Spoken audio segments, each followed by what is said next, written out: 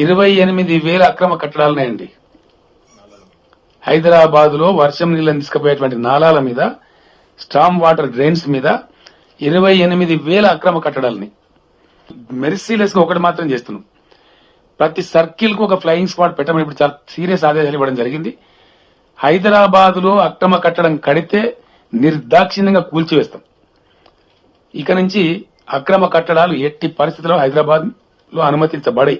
Number 1. కట్టదలుచుకున్న వాళ్ళు కూడా నేను హెచ్చరిక చెప్తా ఉన్నా, కట్టి మీ ఆస్తి చెడగొట్టుకోకండి, డబ్బులు పాడు చేసుకోకండి. దయచేసి నిర్దాక్షిణ్యంగా ప్రభుత్వం కూల్చివేస్తుంది. ఒకటి, లేకపోతే ఇటువంటి సిచ్యువేషన్ వస్తుంది. తర్వాత ఈ 28,000 నాలాల మీద కట్టిన అబ్స్ట్రక్షన్స్ కూడా తొలగించాల్సిన అక్కర ఉంటుంది.